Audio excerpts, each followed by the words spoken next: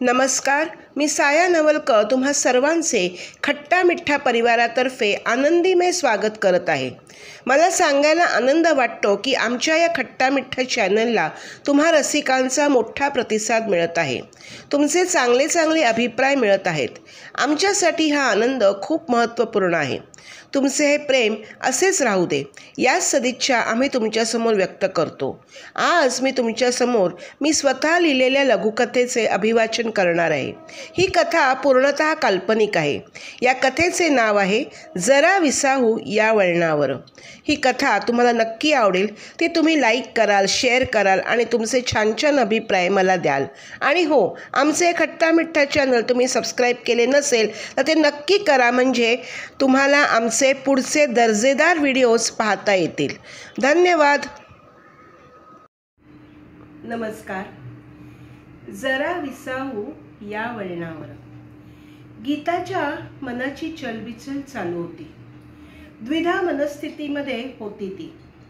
सीमाताईंना पत्र लिहू की नको ते तिला कळतच नव्हतं। गीताची मोठी चूक झाली होती, पण त्यावेळेस तशीच परिस्थिती निर्माण झाली होती। गीताच्या मनामध्ये सारखे यायचे, आपण केले ते बरोबर होतं का?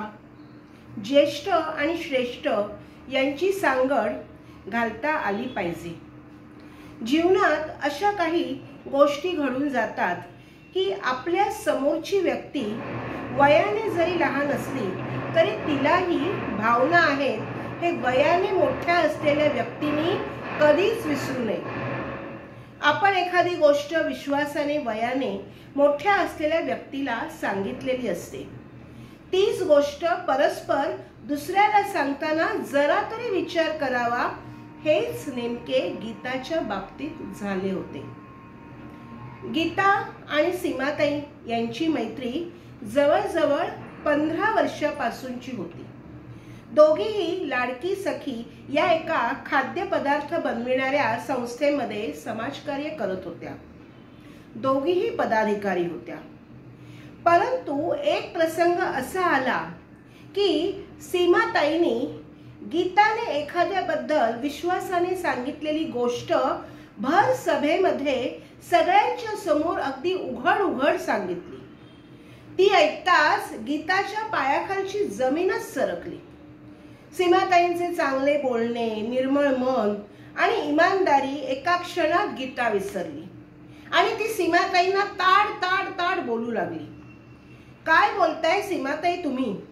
माझ्याबद्दल असे बोलताना जरा पण तुम्हाला खंत वाटत नाही? तिने असा सगळ्यांसमोर जाब विचारताच मात्र त्या अगदी निरुत्तर झाल्या। कोणत्याही गोष्टीला ना वेळच तारून नेतो। गीता प्रामाणिक होती, पारदर्शक होती। दिवस सरत होते, महिने जात होते।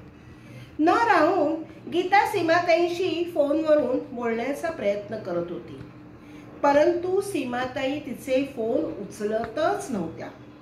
व्हॉट्सअपवरचे मेसेजेस पण वाचत नव्हत्या।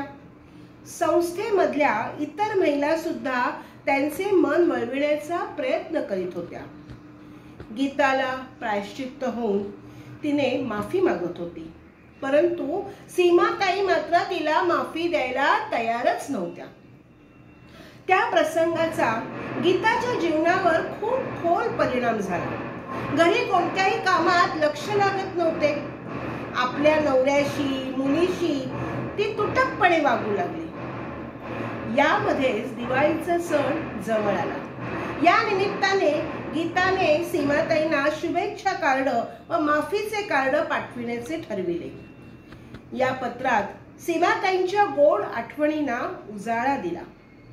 या आठवणी हसवतात, या आठवणी रडवतात, या आठवणी निःशब्द करतात। खूप काही सांगून जातात या आठवणी, आणि या आठवणी जशा येतात तशा निघूनही जातात। माफीनाम्याचे पत्र सीमाताईंच्या हातात पडले। सीमाताई अगदी आराम खुर्चीमध्ये डोळे बंद करून बसल्या होत्या। पत्रातला प्रत्येक शब्द त्यांच्या जिव्हारी लागला होता। खरे तर गीताशी न बोलून ते स्वतःच स्वतःला शिक्षा देत होत्या। अलिप्त राहत होत्या. त्या दोघींमधला जो रुसवा फुगवा होता ना, तो किती काळ चालणार होता. दोघींचीही चूक झाली होती, परंतु माघार कोणी घ्यायची? ज्याला खरेच सुखी व्हायचे आहे ना, त्यानेच माघार घ्यावी. सीमाताईंनी लागलीच मोबाईल फोन हातात घेतला आणि गीताचा नंबर लावला. समोरून गीता बोलली, सीमाताई, कशा आहात तुम्ही? मला माफ केलं ना? सीमाताईंचा कंठ अगदी दाटून आला. त्या एवढेच म्हणाल्या. म्हणाल्या काय, त्या थोड्याशा त्या गीतातल्या पंक्तीच बोलल्या. भले बुरे जे घडून गेले, विसरून जाऊ सारे क्षणभर, जरा विसाऊ या वळणावर, या वळणावर. भले बुरे जे घडून गेले, विसरून जाऊ सारे क्षणभर, जरा विसाऊ या वळणावर, या वळणावर. आणि सीमाताई त्या गीताला भेटायला तयार झाल्या. आयुष्याच्या कागदावर पेन्सिलीने लिहिलेल्या आपल्या कडू आठवणी रबराने पुसल्या जातात. आयुष्याला नवीन कलाटणी, दिशा, नवीन काहीतरी घडू शकते, म्हणजेच नवीन दिशा मिळते. परंतु पेनाने लिहिलेल्या कडू आठवणी मात्र रबराने खोडल्या जात नाहीत. येथे मात्र गीताने आपल्या मनातल्या भावनांना कागदावर पेनाने पत्ररूपे रेखटून कोणताही शब्द न खोडता तिचे व सीमाताईंचे मैत्रीचे नाते घट्ट करण्याच्या प्रयत्नात ती यशस्वी झाली. विचारांची लेखणी ही विचारानेच पुसता येते, हे केवळ सकारात्मक दृष्टिकोन ठेवूनच घडू शकते. शेवटी समोरच्या व्यक्तीला आपण जेवढा सन्मान देतो ना, तेवढाच तो आपल्यालाही मिळतो, हेही तेवढेच खरे आहे. म्हणून एकमेकांशी समजुतीने वागा, समजुतीने बोला, एवढेच खरं आहे. धन्यवाद.